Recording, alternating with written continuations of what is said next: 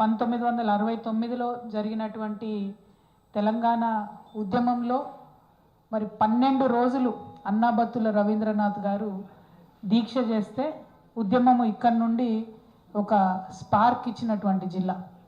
అదేవిధంగా కేసీఆర్ గారు నిరాహార దీక్ష చేసినప్పుడు ఖమ్మంలో టీఆర్ఎస్ పార్టీ లేదులే ఇక్కడ ఉద్యమం ఉండదని చెప్పి ఆయనను అల్గనూర్ చౌరస్తా కరీంనగర్లో అరెస్ట్ చేసి ఖమ్మం పంపడం జరిగింది అప్పుడు. కానీ అది ఇంకా పెద్ద స్పార్క్ అయింది. ఆనాడు ఖమ్మంలో ఉన్నటువంటి తెలంగాణ జేఏసీ నిర్వహించినటువంటి పెద్దలు, పీడిఎస్యు నాయకులు, న్యూ డెమోక్రసీ నాయకులు, ఇక్కడ ఉండేటటువంటి ప్రజాస్వామ్యవాదులందరూ కూడా మద్దతు ఇచ్చి కేసీఆర్ గారిని కళ్ళలో పెట్టుకొని కాపాడుకున్నారు. నిన్న చాలా మంది ఉద్యమకారులు కూడా కలిసినారు. వాళ్ళందరినీ కూడా ఆనాడు అరెస్ట్ చేసి కేసీఆర్ గారిని పెట్టినట్టు వారిని కూడా జైల్లో పెట్టడం జరిగింది. ఒక్కొక్కటి ఆలోచించుకుంటూ పోతే ఖమ్మంకు ఉండేటటువంటి ప్రత్యేకతలు, ఖమ్మంకు ఉండేటటువంటి ఆలోచన సరళి తెలంగాణ వ్యాప్తంగా ఎక్కడ ఉండదు. అంటే ఖమ్మం థింక్స్ డిఫరెంట్లీ కంప్లీట్లీ. కాబట్టే నేను ఖమ్మంకి ప్రత్యేకంగా రావడం జరిగింది. ఇంత చైతన్యం ఉన్న జిల్లా, ఇంత ఆలోచన ఉన్నటువంటి జిల్లా, ఒక ఆడబిడ్డగా నేను చేస్తున్నటువంటి ఈ ప్రయత్నానికి ఖమ్మం జిల్లా ప్రజల మద్దతు కోరడానికి, అదేవిధంగా మీ బిడ్డగా, మీ చెల్లెగా ఖమ్మం జిల్లాలో ఉండేటటువంటి అపరిష్కృతంగా ఉండేటటువంటి సమస్యలను పరిష్కరించడంలో నా వంతు పాత్ర పోషించడానికి కూడా ఇక్కడికి రావడం జరిగింది. మరి ముఖ్యంగా ఖమ్మం జిల్లా గురించి ఇవాళ మనం ఆలోచించుకుంటే ఎట్లా ఖమ్మం డెవలప్ అయింది అంటే, జలగం వెంగళరావు గారు పెద్దలు ముఖ్యమంత్రి గారు అయిన తర్వాత ఖమ్మం జిల్లా స్వభావ స్వరూపాలన్నీ కూడా మారినటువంటి సందర్భం. ఆనాడు పెద్ద పెద్ద ఫ్యాక్టరీలు తీసుకురావడంతో పాటు ఖమ్మంకు నీళ్లు తేవడంలో ప్రధాన పాత్ర పోషించింది వారు. వారి తర్వాత అనేక మంది ఇక్కడ నుంచి ఎర్రజెండా పార్టీలలో నుంచి స్టేట్ సెక్రటరీలు అయిన వాళ్ళు ఉన్నారు, ఫ్లోర్ లీడర్లు అయిన వాళ్ళు ఉన్నారు. పెద్దలు తుమ్మల నాగేశ్వరరావు లాంటి వాళ్ళు అంతకుముందు మరి తెలుగుదేశంలో మంత్రిగా ఉన్నారు, తర్వాత బీఆర్ఎస్ వచ్చిన తర్వాత మంత్రిగా అయ్యారు. ఇప్పుడు భట్టి విక్రమార్క గారు డిప్యూటీ సీఎంగా ఉన్నారు. వారు ఎవరి పాత్ర వాళ్ళు పోషిస్తూ వచ్చారు ఖమ్మంలో, అందులో అనుమానం ఏం లేదు. అయితే అందరి కోఆపరేషన్తోని, అందరి యొక్క పాత్రతోనే ఈ జిల్లా అభివృద్ధి చెందిందని చెప్పడంలో ఎట్లాంటి డౌట్ లేదు. ఎట్ ద సేమ్ టైం ఈ జిల్లాలో జరగాల్సినంత అభివృద్ధి జరగలేదన్నది కూడా వాస్తవం. ఎందుకంటే అప్పుడెప్పుడో నాగార్జున సాగర్ లెఫ్ట్ బ్యాంక్ నుంచి 2.5 లక్షల ఎకరాలకు మనకు నీళ్ళు వస్తే, ఇప్పుడు మనం సీతారామ ప్రాజెక్ట్ అనుకోబట్టి కూడా దాదాపుగా 10-12 ఏళ్ళు అయిపోతుంది. ఇప్పటికి కూడా కంప్లీట్ కాలేదు. అది అంచనా వ్యయాలు మాత్రం 7,000 కోట్ల నుంచి 13,000 కోట్ల నుంచి ఇప్పుడు 19,000 కోట్లకు వచ్చి, అయినా కూడా సంపూర్ణంగా పూర్తి కాలేదు. ఇంకా త్వరితగతిన ఆ ప్రాజెక్టులు పూర్తి చేయాల్సినటువంటి అవసరం ఉందని చెప్పి కూడా నేను భావిస్తూ ఉన్నాను. అదేవిధంగా మరి ఖమ్మం జిల్లాలో ఏ పోరాటం వచ్చినా, ఏ సమస్య వచ్చినా నేను ఓపెన్గా ప్రకటిస్తూ ఉన్నాను. మా తెలంగాణ జాగృతి తరఫున ఎర్రజెండా పార్టీలన్నిటితో కలిసి ముందుకు నడవడానికి మేము సిద్ధంగా ఉన్నాం. రాష్ట్ర వ్యాప్తంగా కూడా ఐక్య ఉద్యమాలు వాళ్ళతో చేస్తూ ఉన్నాం. ఇక్కడ కూడా ఏ ఉద్యమాలు ఉన్నా, ఏ పోరాటాలు ఉన్నా ఎర్రజెండా పార్టీ వాళ్ళందరినీ కూడా కలుపుకొని మేము పోరాటం చేస్తామని చెప్పి నేను తెలియజేస్తూ ఉన్నాను. మరి మీ అందరికీ తెలుసు, నేను పదే చెప్తూ వస్తున్నా, తెచ్చుకున్నటువంటి తెలంగాణ కొందరి కోసం కాకుండా అందరి కోసం అన్నట్టుగా ఉండాలి. సామాజిక తెలంగాణ అనేటటువంటిది సాధించాలి. మరి ఏంటిది సామాజిక తెలంగాణ? ఖమ్మం జిల్లా ప్రజలకు సామాజిక తెలంగాణ ఎట్లా ఉపయోగపడుతుంది అంటే, ఖమ్మం జిల్లా స్వభావాన్ని మీరు ఆలోచించుకుంటే చాలా బ్యూటిఫుల్గా ఉంటుంది. ఇక్కడ ఆంధ్ర సంస్కృతి ఉంటుంది, తెలంగాణ సంస్కృతి ఉంటుంది, గిరిజన సంస్కృతి ఉంటుంది, ఆదివాసీ సంస్కృతి ఉంటుంది, అన్నీ కలిసి ఉంటాయి. కానీ ఖమ్మం జిల్లాలో నాయకత్వం ఎవరికి వచ్చింది అని ఒకసారి ఆలోచించుకుంటే, కేవలం ఒకటే ఒక బీసీ బిడ్డకు ఇప్పటి వరకు మంత్రి పదవి వచ్చింది మొత్తం ఇన్నేళ్ళ చరిత్రలో. అంటే అది పెరగాల్సిన అవసరం ఉంది. ఆడబిడ్డలకు ఎంతమందికి వచ్చిందని ఆలోచించుకుంటే ఒక్కరో ఇద్దరు అని చెప్పేటట్టు ఉంది తప్పితే పవర్ఫుల్ పొజిషన్స్ ఎవరికి వచ్చింది లేదు. పోనీ యువకులు కంప్లీట్గా ఏమాత్రం పొలిటికల్ బ్యాక్గ్రౌండ్ లేని వాళ్ళు ఎంతమంది పైకి వచ్చిరు అంటే వేళ్ళ మీద లెక్క పెట్టుకునేటట్టు ఉంది. సో ఈ పార్టీ ఆ పార్టీ అని కాదు, బీఆర్ఎస్ కావచ్చు, టీడీపీ కావచ్చు, కాంగ్రెస్ కావచ్చు, ఎవరైనా సరే పొలిటికల్ బ్యాక్గ్రౌండ్ లేని వాళ్ళకి, ఎటువంటి ఆధారం లేని వాళ్ళకు, కేవలం ప్రజల మధ్యలో ఉండే వాళ్ళకి అవకాశాలు రావాల్సినటువంటి అవసరం ఉంది. దానికోసం ప్రయత్నం చేస్తాం. అది రాజకీయంగా, ఉద్యోగపరంగా, విద్యపరంగా ఖచ్చితంగా మార్పులు రావాలి ఈ రాష్ట్రంలో. నిన్న నేను వెళ్ళి ఒక స్కూల్ చూసి వచ్చిన. సత్తుపల్లి నియోజకవర్గం టేకులపల్లి గ్రామంలో స్కూల్ చూసి వచ్చి, అది ఎప్పుడో పెద్దలు రామరెడ్డి వెంకటరెడ్డి గారు ఉన్న టైంలో కట్టినటువంటి హాస్టల్ బిల్డింగ్. ముంగట్నేమో మోడల్ స్కూల్ కొత్తది ఉంది, కేసీఆర్ గారు కట్టించింది. వెనుక మాత్రం పాత హాస్టల్ బిల్డింగ్ ఉంది. ఒక్కసారి ఇమాజిన్ చేయండి అన్న, మనం నిద్రపోతుంటే పైనుంచి పైకప్పు ఎప్పుడు ఊడిపడుతుందో తెలియనటువంటి పరిస్థితులలో అక్కడ ఆడపిల్లలు దాదాపు 150 మంది ప్రాణాలు అరచేతిలో పెట్టుకొని ఉంటా ఉన్నారు. నిజంగా నేను స్కూల్ సందర్శన చేస్తూ ఉంటే మాతో వచ్చినటువంటి చాలామంది కళ్ళనీళ్ళు పెట్టుకున్నటువంటి పరిస్థితి. అంత దారుణంగా ఆ స్కూల్ ఉంది. అంటే నేను ఒక చిన్న మాట ఏమంటా అంటే, నేను కూడా 20 సంవత్సరాల నుంచి పాలిటిక్స్లో ఉన్నా కానీ ఈ 7,000 కోట్లది, 13,000 కోట్లది, 19,000 కోట్లది ఒక ప్రాజెక్టు కోసం మనం 10 ఏళ్ల నుంచి ప్రయత్నం చేస్తున్నాం. ఒక 2 కోట్లు పెట్టి కొత్త బిల్డింగ్ కట్టించుకోలేమా? అంటే మన ప్రాధాన్యతలు ఎక్కడ పెడుతున్నాం రాజకీయంగా అని విశ్లేషించుకోవాల్సినటువంటి అవసరం ఉంది. ఆ మార్పే సామాజిక తెలంగాణ అంటున్నాం. ఎస్, రైతుల కోసం ప్రాజెక్ట్ రావాల్సిందే, ప్రాజెక్టులు వస్తేనే మనం బాగుపడతాం, అలా డౌట్ లేదు. ఎట్ ద సేమ్ టైం ఒక 2 కోట్లు, ఇది 20,000 కోట్లతో ప్రాజెక్టు కడుతున్నాం. ఒక 2 కోట్లు, 1 కోటి రూపాయలు పెట్టి ఇట్లాంటి బిల్డింగ్స్ రిపేర్ చేసుకుంటే 200 మంది ఆడపిల్లలు గుండె మీద చేసుకొని నిద్రపోతారు అనేటటువంటిది నా ఆలోచన. దానికోసమే మన ప్రాధాన్యత క్రమాలు నిర్ణయించుకోవడానికి సామాజిక తెలంగాణ కోణం రావాలని చెప్పి నేను ఆలోచిస్తూ ఉన్నాను. దానికోసమే తెలంగాణ జాగృతి ఒక నినాదం తీసుకుంది. అవకాశం, అధికారం, ఆత్మగౌరవం. అవకాశం రావాలి, అప్పుడు అధికారం వస్తుంది, తద్వారా ఆత్మగౌరవం వస్తుంది. ఇది ఊరికే తీసుకోలేదు. ఫ్రెంచ్ విప్లవం స్ఫూర్తి నుంచి, తెలంగాణ సాయుధ రైతాంగ పోరాట స్ఫూర్తి నుంచి, మలిదశ తెలంగాణ ఉద్యమ స్ఫూర్తి నుంచే ఈ నినాదం తీసుకొని బయటకు వెళ్ళినాం. దానికోసం ఖచ్చితంగా ప్రయత్నం చేస్తాం.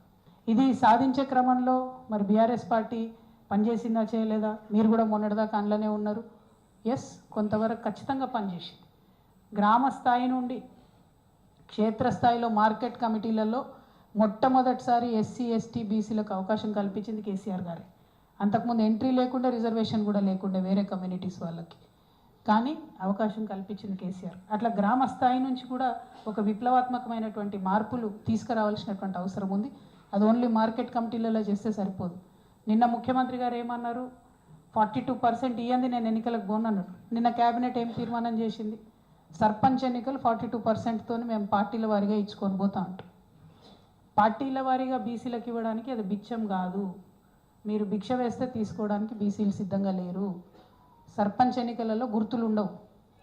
సో మీరు 42 ఇచ్చినా, 52 ఇచ్చినా, 62 ఇచ్చినా అడిగేటోడు ఎవడు ఉండడు. పైగా సర్పంచ్ ఎన్నికలు ఇప్పుడు అర్జెంటుగా పెట్టకపోతే మిమ్మల్ని కొట్టింది ఎవరు? జయలలిత గారు 9 సంవత్సరాలు ఎన్నికలు నిర్వహించలేదు తమిళనాడులో. అప్పుడు పివి నరసింహారావు గారు ప్రెషర్లోకి వచ్చి అప్పుడు 9th షెడ్యూల్లో పెట్టుకొని మనం దాన్ని రిజర్వేషన్లు వాళ్ళు తమిళనాడులో సాధించుకున్నారు. పేరుకు చెప్పడానికి రేవంత్ రెడ్డి గారు ఏం చెప్తారు?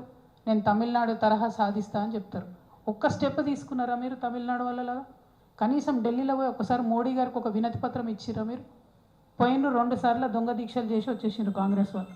ఉట్టిగా తమాషా కాడికి పోయిన రాహుల్ గాంధీ కూడా రాలే కనీసం ఆ మీటింగ్కి. సోనియా గాంధీ గారు దూరం మాట, వేణుగోపాల్ గారు కూడా రాలే, కేసీ వేణుగోపాల్ గారు. అంటే మీ దగ్గర ఉండే ముఖ్యమైన వ్యక్తులు రాకుండా వెళ్ళి బీసీల కోసం ఢిల్లీలో దొంగ దీక్షలు చేసి వచ్చి మళ్ళీ ఇప్పుడు పార్టీల పరంగా ఇస్తామని నిన్న క్యాబినెట్లో కాంగ్రెస్ పార్టీ తీర్మానం చేయడం అంటే 100కి 1000% రేవంత్ రెడ్డి గారు బీసీలను మోసం చేస్తూ ఉన్నారు. బీసీ ద్రోహిగా మిగిలిపోతారు మీరు. దయచేసి ఇది చేయకండి.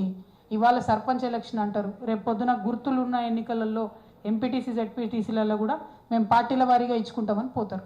మరి ప్రొటెక్షన్ ఎక్కడ ఉంటుంది? పార్టీల వారీగా ఇచ్చేది ఉంటే మీరు కొత్తగా ఇచ్చేది ఏంది? బీఆర్ఎస్ పార్టీ పుట్టినప్పటి నుంచి 51% ఇచ్చుకుంటూ వచ్చింది బీసీలకు. But that doesn't change elected positions. Elected పొజిషన్స్లో బీసీలు రావాలంటే ఖచ్చితంగా రాజ్యాంగ రక్షణ ఉండాలి. దానికోసం ముఖ్యమంత్రి గారు ప్రయత్నం చేయాలి. ఈ సర్పంచ్ ఎన్నికలు పెట్టడం అన్నది కరెక్ట్ కాదు. ఇది బీసీ సమాజానికి కాంగ్రెస్ పార్టీ చేస్తున్న ద్రోహంగా చరిత్రలో నిలిచిపోతుందని కూడా నేను ఈ సందర్భంగా తెలియజేస్తూ ఉన్నా.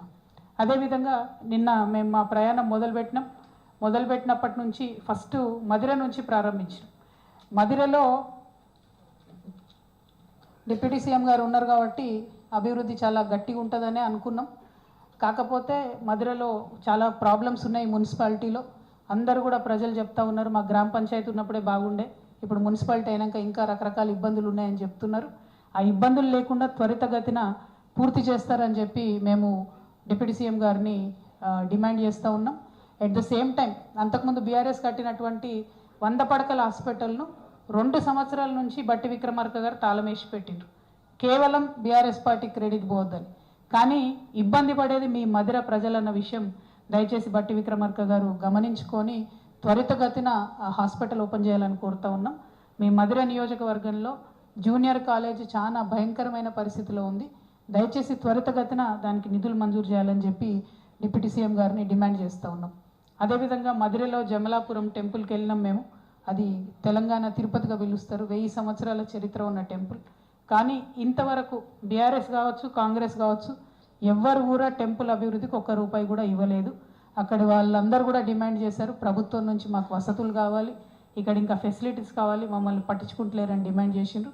మీరు డిప్యూటీ సీఎంగా ఉన్నారు కాబట్టి, చేయగలిగే పరిస్థితిలో ఉన్నారు కాబట్టి జమలాపురం వెంకటేశ్వర స్వామి వారికి మరి కొంత ఆదాయాన్ని సమకూర్చాలి, వసతులు సమకూర్చాలని డిప్యూటీ సీఎం గారిని నేను డిమాండ్ చేస్తూ ఉన్నాను. అదేవిధంగా 26 సంవత్సరాల నుంచి లెదర్ పార్క్ కోసం అక్కడ భూమి ఇచ్చి ఉన్నారు. అక్కడ మొత్తం ఆ మెంబర్స్ అందరు కూడా చుట్టుపక్కల ఉన్న 13 గ్రామాల వాళ్ళు కూడా లెదర్ పార్క్ ప్రారంభించాలని అడుగుతున్నారు. కానీ అక్కడ గ్రామస్తులేమో దాన్ని వ్యతిరేకిస్తున్నారు, మాకు వాసన వస్తుందేమో, స్మెల్ వస్తుందేమో అని. నేను డిప్యూటీ సీఎం గారిని కోరేది ఒకటే, ఆ భూమి దళితులకు ఇచ్చి ఉన్నారు, ఆ సొసైటీలో ఉన్నది కాబట్టి మరి ఇంకేమన్నా ఇండస్ట్రీ పెట్టగలుగుతారా? ఎట్లా అక్కడ ఉండేటటువంటి గ్రామాల్లో ఉన్న ప్రజలకు హెల్ప్ చేస్తారు? ఏదో ఒక పరిశ్రమ తీసుకొచ్చి ఉద్యోగాల కల్పన చేయాలని చెప్పి నేను డిప్యూటీ సీఎం గారిని డిమాండ్ చేస్తూ ఉన్నాను. అట్లానే మరి అదే నియోజకవర్గంలో నిన్న పాతర్లపాడు అనేటటువంటి గ్రామానికి వెళ్ళి రావడం జరిగింది. మరి అక్కడ సామినేని రామారావు గారు అనేటటువంటి పెద్ద మనిషిని దారుణంగా హత్య చేసి చంపి కూడా 20 రోజులు అయిపోతా ఉంది. ఈ 20 రోజులలో కనీసం పోలీసు వాళ్ళు ఎఫ్ఐఆర్ల పేర్లు నమోదైనటువంటి వాళ్ళని కూడా విచారించలేదని చెప్పి అక్కడ ఉన్న వాళ్ళు చెప్తా ఉన్నారు. ఇది చాలా తీవ్రంగా పరిగణించాల్సినటువంటి విషయం. ఎందుకంటే రాజకీయ హత్యల్లో ఇది మొదటిది కాదు, ఇది 3వది. డిప్యూటీ సీఎం గారి కాన్స్టిట్యున్సీలో 3వ రాజకీయ హత్య జరిగితే కూడా పోలీసులు మౌనం వహించడం అన్నది డెఫినెట్గా మంచిది కాదు. తెలంగాణలో మనం ఇట్లాంటి రాజకీయాలు ఎంకరేజ్ చేయడం అన్నది కరెక్ట్ కాదని చెప్పి నేను డీజీపీ గారిని డిమాండ్ చేస్తూ ఉన్నాను. డీజీపీ గారు ప్రత్యేక శ్రద్ధ తీసుకోవాలి. ఈ సామినేని రామారావు గారి మర్డర్ మీద, అంతకుముందు జరిగినటువంటి 2 హత్యల మీద కూడా వారు తక్షణం దృష్టి సారించాలి. నేను రేపు ఖచ్చితంగా డీజీపీ గారిని అపాయింట్మెంట్ కోరుతాను. సామినేని రామారావు గారి కుటుంబ సభ్యుల్ని, మా జాగృతి సభ్యుల్ని అందరినీ తీసుకొని హైదరాబాద్లో డీజీపీ గారిని కూడా మేము కలుస్తాం. ఇంతటితో వదిలిపెట్టాం. హత్య రాజకీయాలు అన్నది తెలంగాణకు మంచిది కాదు. దీని వెనుక ఎంత పెద్దవాళ్ళు ఉన్నా కూడా నిష్పక్షపాతంగా ఇన్వెస్టిగేషన్ చేయాలని చెప్పి నేను పోలీస్ వాళ్ళని డిమాండ్ చేస్తూ ఉన్నాను. అదేవిధంగా సత్తుపల్లిలో ఇంతకుముందు నేను చెప్పినట్టు బాలికల పాఠశాల చూసిన తర్వాత అక్కడ కనీసం వాచ్మెన్ కూడా లేనటువంటి పరిస్థితి ఉన్నది. నేను ఎస్పీ గారికి, కమిషనర్ గారికి ఇమీడియట్గా మాట్లాడి రిక్వెస్ట్ చేశాను, కనీసం కొన్ని రోజులన్నా సెక్యూరిటీ పెట్టండి సార్, ఫుల్ ఫ్లెజ్డ్గా ఫంక్షన్ అనే వరకు. మరి ఆయన ఏం చేశారో తెలియదు. కలెక్టర్ అనుదీప్ గారికి కూడా మాట్లాడడం జరిగింది. మరి వారు కూడా ఇమీడియట్గా ఖాళీ చేయించండి, దయచేసి టెంపరీగా ఆడపిల్లలు వేరే దగ్గర పెట్టమని చెప్పాం. అది ఏం చేశారో తెలియదు. దాన్ని కూడా మా జాగృతి లోకల్ నాయకులు ఫాలో అప్ చేస్తారు. ఆ తర్వాత సింగరేణిలో జలగం వెంగళరావు ఓసీపీకి వెళ్ళినాం. అక్కడ కాంట్రాక్ట్ కార్మికులకు సంబంధించినటువంటి కష్టాలు ఉన్నాయి, వాటి మీద కంటిన్యూస్గా ఫైట్ చేస్తాం. అదేవిధంగా రేపు సింగరేణి భవన్, హైదరాబాద్లో ఉన్న సింగరేణి భవన్ ముట్టడి కూడా మేము పిలుపునిచ్చినాం. ప్రత్యేకించి ఏదైతే డిపెండెంట్ ఉద్యోగాలు ఉన్నాయో అది పోగొట్టే విధంగా కాంగ్రెస్ పార్టీ వ్యవహారం చేస్తూ ఉంది కాబట్టి ఆ వైఖరికి వ్యతిరేకంగా రేపు హైదరాబాద్లో సింగరేణి భవన్ను కూడా ముట్టడిస్తూ ఉన్నాం. మరి సీతారామ ప్రాజెక్టు సత్తుపల్లిలో మేము చూసి రావడం జరిగింది, టన్నల్ వర్క్ ఎట్లా అవుతుందని చెప్పి. అది ఫినిష్ అవ్వడానికి ఇంకొక సంవత్సర కాలం పట్టేటట్టు కనబడతా ఉన్నది. Work as of now progress అవుతుంది, కానీ ఇంకా సంవత్సర కాలం పడితే మరి ఇంకా ఎస్టిమేట్లు ఎంత పెరుగుతాయి, నిజంగా రైతులకు నీళ్ళు వస్తాయా రాదా అనేది ఒక సమస్య అయితే, ఈ సీతారామ ప్రాజెక్టులో 3.5 లక్షలు నాగార్జున సాగర్ ఆయకట్టు స్థిరీకరించడానికి 3.5 లక్షలు కొత్త ఆయకట్టు ఇవ్వడానికి అని చెప్పారు. అయితే దీంట్లో ఏంటి ప్రాబ్లం అంటే భద్రాద్రి కొత్తగూడెం వాళ్ళకి ఎవరికి కూడా ఒక చుక్క కూడా నీళ్ళు వస్తలేదు. ప్రాజెక్టులో ఉన్న 3 సైట్లు భద్రాద్రి కొత్తగూడెం జిల్లాలో ఉన్నాయి. సో ఆ జిల్లా ప్రజలు డిమాండ్ చేస్తూ ఉన్నారు సీతారామ ప్రాజెక్ట్ ద్వారా మాకు కూడా లాభం జరగాలని. అదేవిధంగా మహబూబాద్ జిల్లాలో డోర్నకల్లో కూడా నీళ్ళు వస్తలేవని అక్కడ ప్రజలు అడుగుతూ ఉన్నారు. సో సీతారామ ప్రాజెక్టు చేస్తున్నటువంటి మనం ఏమన్నా వారికి సహాయం చేయగలుగుతామా ఆలోచించాలని చెప్పి నేను ఇక్కడ ఉన్నటువంటి 3 మంత్రులు ఉన్నారు, వారందరినీ కూడా కోరుతూ ఉన్నాను.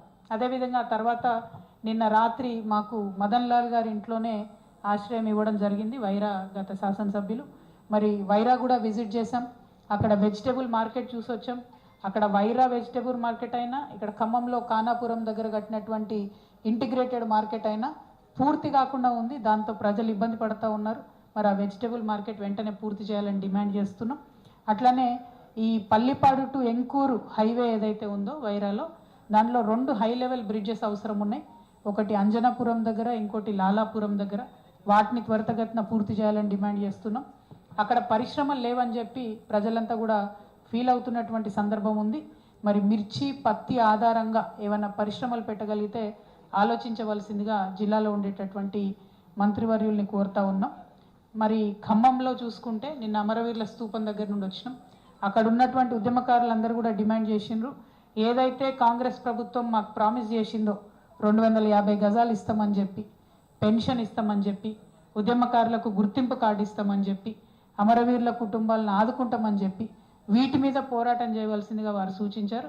వారి సూచనలకు అనుగుణంగా మేము ఈ పోరాటాన్ని ఇంకా పెద్ద ఎత్తున ఉధృతంగా తీసుకెళ్తాం.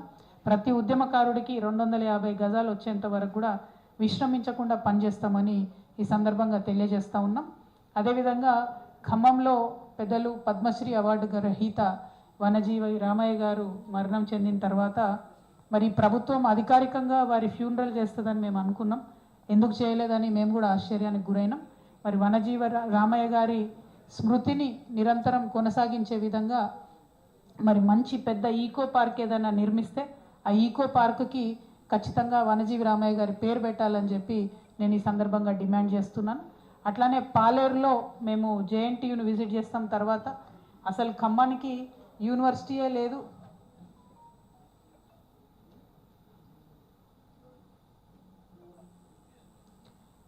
పాలేరులో జేఎన్టీయూ ఏదైతే ఉందో అది ఒక 300 మంది కెపాసిటీ ఉంది ఇప్పటికీ. కానీ ఇప్పటికి కూడా రెంటెడ్ బిల్డింగ్లో నడుస్తుంది కాబట్టి దానికి తక్షణమే మంచి బిల్డింగ్ కట్టాలని చెప్పి డిమాండ్ చేస్తూ మరి ఓవరాల్గా ఖమ్మంకి ఒక యూనివర్సిటీ లేకపోవడం అనేది పెద్ద లోటుగా ఉన్నది. ఖమ్మంకి యూనివర్సిటీ సాధించుకోవాలి. 3 మంత్రులు ఉన్నటువంటి ఈ జిల్లాలో ఒక యూనివర్సిటీ తీసుకొస్తే మీ పేరు నిలబడిపోతుందని ఈ సందర్భంగా మంత్రుల్ని కూడా నేను డిమాండ్ చేస్తూ ఉన్నా. అయితే ఖమ్మం జిల్లాలో ఉన్న సమస్యలు ఏంది చెప్పమని ఎవరిని అడిగినా ఒకటే అంటున్నారు, పేరుకే 3 మంత్రులు ఉన్నారు, ఒకరికొకరికి సమన్వయం లేదు. వీళ్ళు ఎవరేం చెప్తున్నారో అధికారులకు అర్థమైతే లేదు. అధికారుల మీద ఒత్తిడి తీవ్రమై అభివృద్ధి పనులు మాత్రం తగ్గుతూ ఉన్నాయని చెప్పి చెప్తా ఉన్నారు. 1. 2, ఏదైతే ఇందిరమ్మ ఇల్లు ఇస్తామని చెప్పి అధికారంలోకి వచ్చారో కేసీఆర్ గారు బీఆర్ఎస్ హయాంలో 5,34,000 రూపాయలు ఒక అర్బన్ హౌస్కి ఇచ్చేవాళ్ళు. ఇప్పుడు వీళ్ళేం చేసిర్రు, కాంగ్రెస్ పార్టీ వచ్చిన తర్వాత దాన్ని 34,000 కట్ చేసి 5 లక్షలకే ఇందిరమ్మ ఇల్లు అని చెప్పారు. ఓకే, దాంట్లోంచి ఏం చేసిండ్రు, ఇప్పుడు 75,000 ఎన్ఆర్ఈజీఎస్ మహాత్మా గాంధీ ఉపాధి హామీ పథకం కింద దాన్ని అటాచ్ చేశారు. దాంతో ఏమవుతుంది, ఇల్లు కట్టుకునే వాళ్ళకి ఆ 75,000 రాకుండా పోతున్నది. కాబట్టి ఇల్లు ఎవరికైతే వచ్చింది కూడా కాంగ్రెస్ వాళ్ళకే ఇచ్చుకున్నారు, కార్యకర్తలకు. ఆల్మోస్ట్ ఎవ్రీ విలేజ్లో 5-10 మందికి వాళ్ళకే ఇచ్చుకున్నారు. కానీ వాళ్ళ కాంగ్రెస్ కార్యకర్తలకు కూడా ఆ చివరి బిల్లు రాకుండా ఉండిపోతున్నది, ఇబ్బంది జరుగుతూ ఉంది. కాబట్టి ఇందిరమ్మ ఇండ్ల మీద స్పెషల్గా ఒకసారి రివ్యూ చేయాలని చెప్పి నేను ఇక్కడ ఉండేటటువంటి మంత్రివర్యులందరినీ కూడా కోరుతా ఉన్నాను. మరి ఖమ్మం టౌన్లో మొత్తంగా కూడా మొన్న మున్నేరు వరద వచ్చిన తర్వాత మునిగిపోయినటువంటి కాలనీలు ఉన్నాయి. ప్రత్యేకించి పేదవాళ్ళు ఉండే కాలనీలు కొన్ని ఉన్నాయి. వాటిని త్వరితగతిన రీటైనింగ్ వాళ్ళు కంప్లీట్ చేసి మరి ఎస్పెషలీ బొక్కలగడ్డ లాంటిది, పద్మావతి నగర్ లాంటిది, వెంకటేశ్వర నగర్, మోతీ నగర్ ఇట్లాంటి వారిని ఆదుకోవాలని చెప్పి నేను డిమాండ్ చేస్తూ ఉన్నాను. అట్లానే మున్నేరుకు అటువైపు పాలేరు నియోజకవర్గంలో వచ్చేటటువంటి ఈ విల్లా ప్రాజెక్టులు వచ్చినాయి. అన్ని 50 లక్షలు, 40 లక్షలు, 25 లక్షలు పెట్టి మధ్యతరగతి ఖమ్మం వాసులు కొనుక్కున్నటువంటి అవన్నీ కూడా మునిగిపోయిన పరిస్థితి వచ్చింది. సో ఇవాళ ఇక్కడ ఖమ్మం మేధావులందరూ నేను రిక్వెస్ట్ చేసి కోరేది ఏంటంటే ఒకసారి ఆలోచన చేయండి. హైడ్రా హైదరాబాద్లో పెడితే ఇక్కడ రియల్ ఎస్టేట్ అంతా మునిగిపోయింది. దాంతో చిన్న రియల్ ఎస్టేట్ వ్యాపారులు, ఏజెంట్లు, పార్ట్ టైం రియల్ ఎస్టేట్ చేసుకునేటటువంటి అనేక మంది మిత్రులు వారందరూ కూడా నష్టపోయినటువంటి పరిస్థితి. సో నా సూచన ఏంటంటే హైడ్రానే మీరు ఒక సర్టిఫికేషన్ ఏజెన్సీగా పెట్టండి. ఏదైనా రియల్ ఎస్టేట్ వెంచర్ ప్రారంభించే ముందు మీ హైడ్రాకి 5,000 10,000 కడతాం కావాలంటే, కానీ ఆ హైడ్రా నుంచో సర్టిఫికేషన్ ఇవ్వండి, మేము మళ్ళీ రాము ఈ వెంచర్ దగ్గరికి అని. దానివల్ల చిన్న రియల్ ఎస్టేట్ వ్యాపారులకు లాభం జరుగుతుంది, దానివల్ల వెంచర్ చేద్దాం అనుకునే రియల్ ఎస్టేట్ వాళ్ళకి లాభం జరుగుతుంది, దానివల్ల ప్రజలందరూ కూడా ప్రశాంతంగా ఉండే పరిస్థితి ఉంటుంది. హైడ్రాను పాజిటివ్గా వాడుకోవాలి ప్రభుత్వం అని చెప్పి నేను డిమాండ్ చేస్తూ ఉన్నాను. అదేవిధంగా మరి గ్రనైట్ పరిశ్రమ చూసుకున్నట్టయితే చాలా సంక్షోభంలో ఉన్నది. వారికి బీఆర్ఎస్ వచ్చిన తర్వాత ట్యాక్స్ పెంచితే కాంగ్రెస్ వచ్చిన తర్వాత దాన్ని ఇంకా డబుల్ చేసిండ్రు. సో వాళ్ళు చాలామంది ఇబ్బంది పడే పరిస్థితి ఉంది. కాకపోతే గ్రానైట్ పరిశ్రమల వాళ్ళు కూడా ఆలోచన చేయాలి. ఒకటి, మీకున్న పర్మిషన్ కన్నా ఎక్కువ తవ్వుతున్నారు. మీరు భూమి సర్ఫేస్ వరకే తవ్వాలి, కానీ 10 అడుగుల లోతుకు తవ్వుతున్నారు. దాంతో వాటర్ టేబుల్ డిస్టర్బ్ అవుతుంది. 2, మీరు అన్ని డబ్బులు సంపాదించుకున్నప్పుడు ఎందుకు మీరు లోకల్ ఖమ్మం వాళ్ళకు ఉద్యోగాలు ఇవ్వరు? ఎందుకు బయట నుంచి లేబర్ని తెచ్చుకుంటారు? మీరు ఏదైనా ట్రైనింగ్ ఇప్పియండి. మన వాళ్ళకి ఏమైనా ఇబ్బంది అయితే ట్రైనింగ్ ఇప్పియండి. మేనేజ్మెంట్లోనో ఆఫీసర్లు గానో మేనేజర్లు గానో అందరినీ బయట వాళ్ళ నుంచి తెచ్చుకుంటే ఈ భూమిలోకి వచ్చేటటువంటి సిరి సంపద మీరు దోసుకొని పొల్యూషన్ ఖమ్మం జిల్లా ప్రజలకు వదిలేసి ఉద్యోగాలు పక్క రాష్ట్రాలలోకి ఇవ్వడం అన్నది చాలా అన్యాయం. గ్రానైట్ వాళ్ళ మీద నాకు సానుభూతి ఉన్నది, వాళ్ళకి ఇబ్బంది ఉన్నది. కాకపోతే అట్ ద సేమ్ టైం మీరు కూడా ప్రజల పక్షాన నిలబడితే బాగుంటుందని చెప్పి నేను మనస్ఫూర్తిగా కోరుతా ఉన్నాను. మరి ప్రత్యేకించి ఖమ్మంలో పత్తి రైతుల గోస మాత్రం చాలా దారుణంగా ఉంది. ఇది ఖమ్మం ఒకటే కాదు, వరంగల్ అయినా అంతే ఉంది, ఆదిలాబాద్ అయినా అంతే ఉంది, మహబూబ్ నగర్ అయినా అంతే ఉంది. కానీ ఖమ్మం ప్రత్యేకించి మొంతా తుఫానుకు తీవ్రంగా ఎఫెక్ట్ అయింది. కాబట్టి పత్తిలో తేమ శాతం 20% ఉండేటట్టుగా సీసీఐతో మాట్లాడి వ్యవసాయ శాఖ మంత్రి వర్యులు ఈ జిల్లానే కాబట్టి తుమ్మల నాగేశ్వరరావు గారు నేను డిమాండ్ చేస్తూ ఉన్నాను, మీరు ఖచ్చితంగా సీసీఐతో మాట్లాడాలి. ఇప్పుడు జూబ్లీహిల్స్ ఎన్నికలు అయిపోయినాయి, అక్కడ బీహార్ ఎన్నికలు అయిపోయినాయి.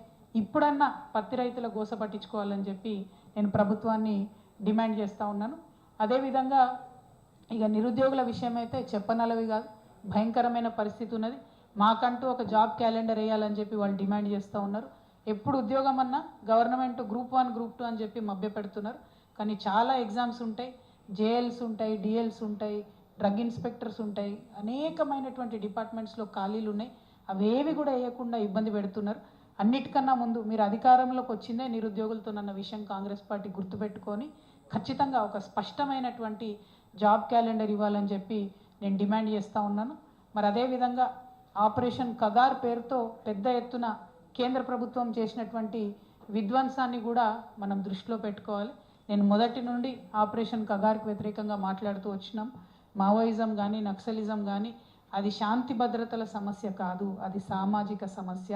దాన్ని అదే కోణంలోంచి చూడాల్సినటువంటి అవసరం ఉంటుందన్న విషయాన్ని భారతీయ జనతా పార్టీ గుర్తుపెట్టుకుంటే మంచిది. ఇంకొక మాట కూడా నేను విజ్ఞప్తి చేస్తూ ఉన్నా, మనము ఒక పక్క బీఆర్ఎస్ ఒక పక్క కాంగ్రెస్ కొట్లాడుకొని రాష్ట్ర ప్రజలందరం కూడా బీజేపీని వదిలేస్తున్నాం. మనం యాక్చువల్గా పత్తి కొనాల్సిన బాధ్యత ఎవరిది? పత్తిలో తేమ శాతం డిసైడ్ చేయాల్సిన బాధ్యత ఎవరిది? భారతీయ జనతా పార్టీ నాయకులు తప్పించుకొని తిరుగుతూ ఉంటారు. ఇక్కడ పెద్దలు పొంగులేటి సుధాకర్ రెడ్డి గారు ఉన్నారు ఇప్పుడు బీజేపీలో, ఇఫ్ ఐఎమ్ నాట్ రాంగ్. అదేవిధంగా 8 మంది ఎంపీలను ఇచ్చినాం మనం, వాళ్ళు ఒక్కరు కూడా ఒక్కరోజు మాట్లాడతలేరు. బీసీలకు అన్యాయం చేసేది బీజేపీ పార్టీయే, అయినా ఒక్క బీజేపీ ఎంపీ మాట్లాడాడు. పత్తి రైతులకు అన్యాయం చేసేది ఇవాళ వాళ్ళే, అయినా ఒక్క బీజేపీ ఎంపీ మాట్లాడరు. నేను డిమాండ్ చేస్తూ ఉన్న బీజేపీ ఎంపీలను, పత్తి రైతులకు తేమ శాతం పెంచేటటువంటి ప్రాథమిక బాధ్యత మీదే ఉంది. మీరు తప్పకుండా మీ మినిస్టర్ దగ్గర పోతారా, మీ మోడీ దగ్గర పోతారా, అమిత్ షా దగ్గర పోతారా, వాళ్ళ కాలు పట్టుకుంటారా, ఏం చేస్తారో చేయండి, కానీ పత్తి రైతుల్ని కాపాడండి అని చెప్పి నేను డిమాండ్ చేస్తూ ఉన్నా. ఒక పక్క ఆపరేషన్ కగార్ పేరుతో తెలంగాణ బిడ్డల రక్తం దాగుతున్నారు, ఇంకొక పక్క పత్తి రైతుల పట్ల మీ యొక్క కేర్లెస్నెస్తోని ఈ పరిస్థితి తీసుకొస్తున్నారు. కాబట్టి భారతీయ జనతా పార్టీ బాధ్యత తీసుకోవాలి, తెలంగాణ ప్రజల బాగోగుల్లో భాగం పంచుకోవాలని చెప్పి నేను డిమాండ్ చేస్తూ ఉన్నా. మరి ఖమ్మం జిల్లాలో ఉండేటటువంటి ప్రజలకు మిత్రులకు మీరు జనంబాట కార్యక్రమంలో మిమ్మల్ని ఆదరించి ఎక్కడికి వెళ్తే అక్కడ సమస్యల గురించి సావధానంగా మాకు వివరించినందుకు మీ అందరికీ మనస్ఫూర్తిగా ధన్యవాదాలు తెలియజేస్తున్నాను. Thank you. జై తెలంగాణ, జై తెలంగాణ. Thank you.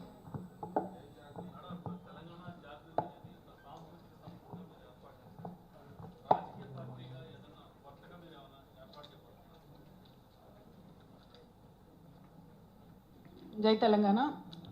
రాజకీయ పార్టీల గురించి ఇప్పుడెప్పుడే ఆలోచన చేస్తలే మన, ఎందుకంటే ఇవాళ ప్రశ్నించే వాళ్ళు లేకుండా పోయారు. ప్రతిపక్షమైనా నిద్రపోతున్నటువంటి పరిస్థితి, పాలకపక్షమైనా నిద్రపోతున్నటువంటి పరిస్థితి. ప్రతిపక్షంలో ఉండి బాగా అనుభవజ్ఞులైనటువంటి కేసీఆర్ గారు, బీఆర్ఎస్ పార్టీ కూడా 20 ఏళ్ల తర్వాత కూడా అనేక తప్పుల వల్ల ఇలా 3rd టైం ఓడిపోయినాం అనుకుంటా ఉన్నా నేను. అందులో ప్రత్యేకించి ఈ జిల్లాకు సంబంధించి తుమ్మల నాగేశ్వరరావు గారు లాంటి ఎఫెక్టివ్ లీడర్ని వదులుకోవడం వల్లనే 3వ సారి అధికారంలోకి రాలేకపోయినామని చెప్పి నేను బలంగా నమ్ముతా ఉన్నా. ఎందుకంటే ఎప్పుడైతే తుమ్మల నాగేశ్వరరావు గారు బయటకు వెళ్ళిపోయినారో ఆ తర్వాత రాష్ట్రంలో ఒక వాతావరణం బిల్డ్ అయిపోయింది. వారిని వదులుకున్నది బీఆర్ఎస్ పార్టీ. సో అంత అనుభవజ్ఞులే అన్ని తప్పులు చేసిండ్రు. సో నేను పార్టీ పెట్టాలంటే చాలా ఇంకా నేర్చుకోవాలి, ప్రజల దగ్గరికి వెళ్ళాలి, ప్రజా సమస్యలు గుర్తించాలి, ప్రతి జిల్లాకు తిరగాలి. అంతకుముందు నన్ను నిజామాబాద్లోనే కట్టేసిర్రు. సో నిజామాబాద్లోంచి ఇప్పుడు నేను బయటకు వచ్చి ఒక్కొక్క జిల్లాకు వచ్చి అందరినీ మళ్ళీ కలుస్తున్నా. మా జాగృతిని మళ్ళీ నిర్మించుకుంటున్నాం.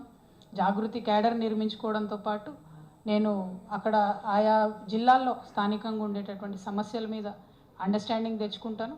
నేను పార్టీ అనేది పెట్టినప్పుడు ఖచ్చితంగా అది ప్రజల పక్షాన, ప్రజలకు ఒక వజ్రాయుధం లాంటి పార్టీని నిర్మించే ఆలోచనలో ఉన్నాం తప్పితే ఏదో పార్టీ పెట్టుకున్నామా, ఒక దాంట్లో పోటీ చేసినామా, తెల్లారి మాయమైపోయినామా, రేపు పొద్దున ఇంకోటి మాట్లాడినామా అన్నది కాకుండా ఒక స్టాండర్డ్ ఆల్టర్నేటివ్ పాలిటిక్స్ ఈ రాష్ట్రంలో నిర్మించాలి. అది పార్టీ పెడితేనే ఉండదు, పార్టీ పెట్టకుండా కూడా బోల్డంత రాజకీయాలు చేయొచ్చు.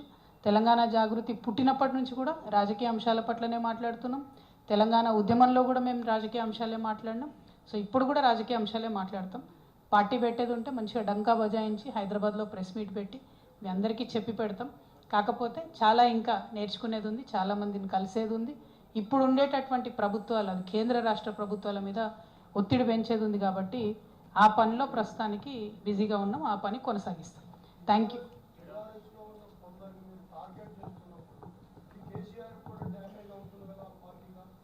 బీఆర్ఎస్ పార్టీతో నాకేం సంబంధం అన్న? బీఆర్ఎస్ పార్టీలోకి వెళ్ళి నన్ను సస్పెండ్ చేసిండ్రు.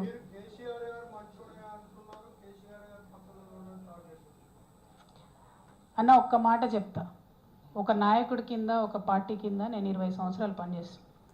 బయటకు వచ్చి ఆ నాయకుడు మంచివాడు కాదని చెప్పే అంత నీచమైన సంస్కృతి ఎవరికి ఉండకూడదు.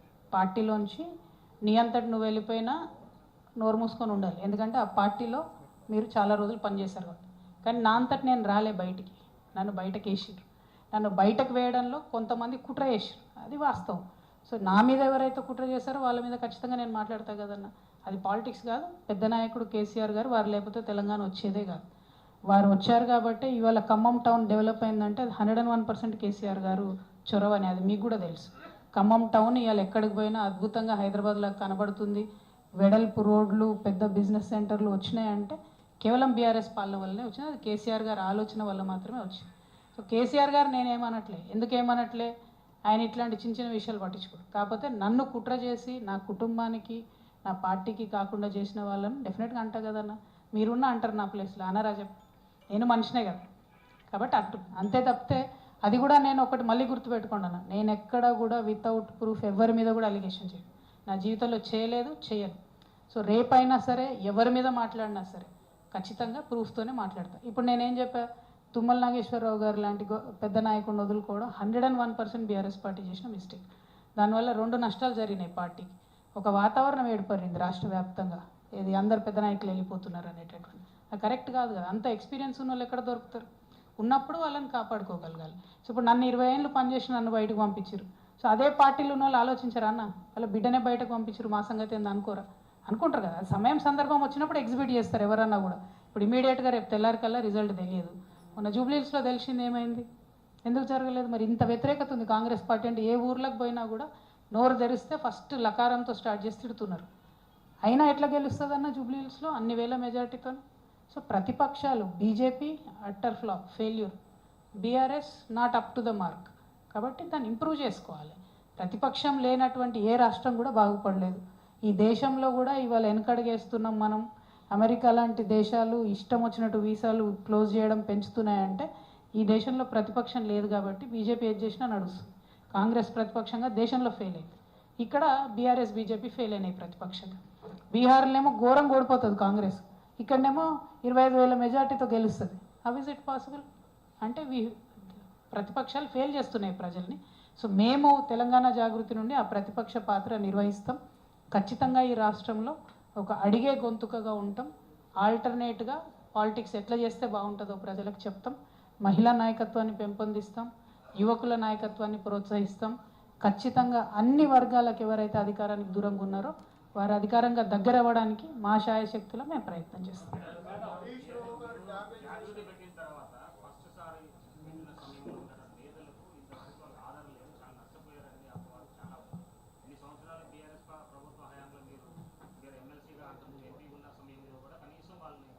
దగ్గర తీయలేదు, కనీసం పాత తరం జాగ్రత్త నిధులు పట్టించుకోలేదు, ఆర్థికంగా నష్టపోయారు. వాళ్ళకి దగ్గర తీసే అవకాశం ఉందా? అంటే ప్రధానంగా ఒకటి బ్రదర్, మీరు కరెక్ట్ క్వశ్చన్ అడిగారు. నాకు బీఆర్ఎస్ పార్టీలో ఏమాత్రం కూడా అవకాశం ఇవ్వలేదు, ఏమాత్రం కూడా కనీసం నేను టీచర్ పోస్ట్ కూడా ట్రాన్స్ఫర్ చేసుకునే పరిస్థితి లేదని నేను చెప్పిందే మీరు నన్ను అడుగుతున్నారు ఉల్టా. సో నా వెనక ఉన్నాడు ఎవరన్నా మనిషి అంటే వాడిని తీసి పక్కకు పడేసి, నా వెనక ఉండి లాభం పొందిన కొంతమంది ఇలా బీఆర్ఎస్లో ఉండిపోయారు, నాతో రాలే. ఇక ఇక్కడ ఉన్న బ్యాచ్ అంతా కూడా ఎవరికి ₹1 లాభం జరగని వాళ్ళంతా ఇక్కడ ఉన్నారు, ఉద్యమకారులంతా ఇక్కడ ఉన్నారు, బీటీ బ్యాచ్ అంతా అక్కడనే ఉంది, యూటీ బ్యాచ్ అంతా ఇక్కడ ఉంది. సో నేను అనేది ఒకటే, నేను జాగృతి సంస్థలో ఉన్నా లేకున్నా, పార్టీలో ఎంపీగా ఉన్నా లేకున్నా, నా దగ్గరికి ఎవరన్నా వచ్చి ఒక రిక్వెస్ట్ చేస్తే నా శాయశక్తిలో ప్రయత్నం చేశా హెల్ప్ చేయడానికి. అది ఇప్పుడు కూడా చేస్తా, రేపు కూడా చేస్తా. As a politician that is my rule. But నాతో పనిచేసిన జాగృతిలో పనిచేసినటువంటి నాయకులకు, కార్యకర్తలు బీఆర్ఎస్ పార్టీ నుంచి ఎటువంటి ఆదరణ కూడా లభించలేదు. జాగృతి వాళ్ళు అనగానే పక్కకు పెట్టడము, హేళన చేయడం. ఎందుకంటే మేము చేసినటువంటి ఉద్యమాలు మర్చిపోయినారు, మేము ఉద్యమంలో చేసినటువంటి కాంట్రిబ్యూషన్ మర్చిపోయినారు. అధికారంలోకి వచ్చినాక పక్కనున్న వాళ్ళే వాళ్ళకు గుర్తున్నారు. నేను ఎప్పుడైనా దగ్గర తీసా బ్రదర్. ఎమ్మెల్యేలతో అడ్జస్ట్ అయిపోయిన వాళ్ళు వెళ్ళిపోయారు. లేదు మేము జాగృతి ఐడియాలజీకి కట్టుబడి ఉన్నాం అనుకునే వాళ్ళు ఉన్నారు, వాళ్ళు ఇక్కడే ఉన్నారు, నా చుట్టుపక్కలే ఉన్నారు.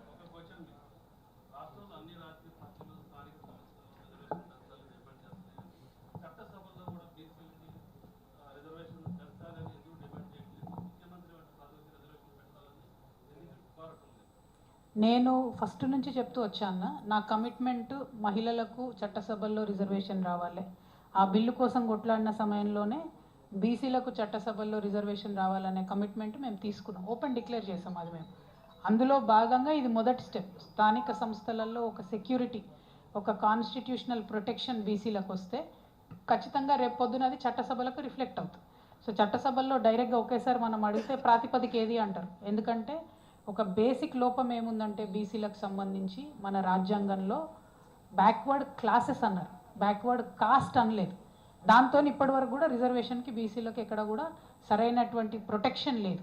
ఒక కేవలం వీపీ సింగ్ గారు ఇచ్చినటువంటి విద్యా ఉద్యోగాల్లో 27% తప్పితే పొలిటికల్గా ఎక్కడ ఇవ్వలేదు. సేమ్ థింగ్ ఇప్పుడు రేవంత్ రెడ్డి గారు మళ్ళీ ఏం చేస్తున్నారంటే ఎస్సీలలో వర్గీకరణ చేశారు. మరి ఇప్పుడు మీరు లోకల్ బాడీ ఎన్నికలు పెడుతున్నారు కదా, ఎస్సీలలో వర్గీకరణ ఎట్లా చేశారు, అట్లా మీరు వర్గీకరణ చేసి పోస్టులు రిజర్వేషన్లు ఇవ్వాలి కదా అంటే లేదు దానికి సంబంధం లేదు, అది కేవలం విద్యా ఉద్యోగాలు అని చెప్తున్నారు. అంటే అల్టిమేట్గా కాంగ్రెస్ పార్టీ అయినా ఇప్పుడున్న ఏ రాజకీయ పార్టీ అయినా అది ఎస్సీలలో అభ్యున్నతి చెందాల్సిన వర్గాల గురించి ఆలోచిస్తలేరు, బీసీలలో వెనుకబడిపోయినటువంటి వర్గాల గురించి కూడా ఆలోచిస్తలేరు.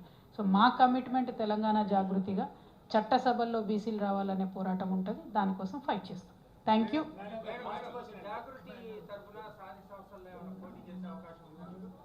ఓకే, ఇంకొకటి ఏంటన్నా క్వశ్చన్?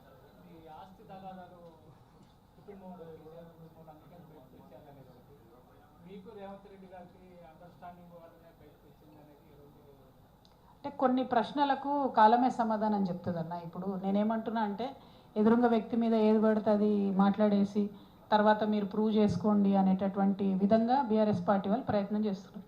ఇప్పుడు ఒక సింపుల్ ఎగ్జాంపుల్ చెప్తాను. ఇవాళ పొద్దున మా పర్యటన షెడ్యూల్ మార్కెట్ కమిటీకి పోయేది ఉండే. సడన్గా పొద్దున్న 6:30కు నిద్ర లేచి బీఆర్ఎస్ వాళ్ళు మేము కూడా మార్కెట్ పోతున్నాం అన్నారు.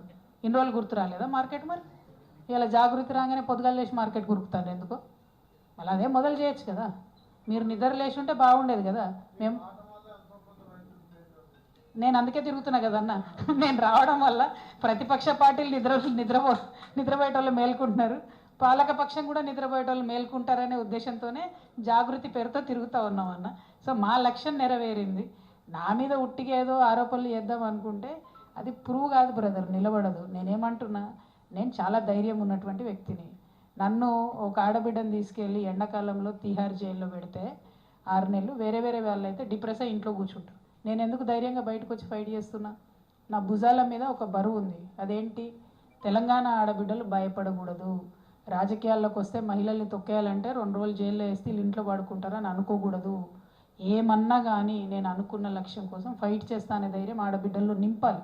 అందుకోసమే నేను మొండిగా తిరుగుతున్నా. ఎస్, ఫ్యామిలీకి దూరం అయ్యాం, ఎస్ పొలిటికల్గా టార్గెట్ చేస్తున్నారు, ఇంకా ఎక్కువ చేస్తారు. రేపు పొద్దున మీరు చూడండి, చాలా ఎక్కువ చేస్తారు, చాలా స్థాయి దిగజారి మాట్లాడుతున్నారు.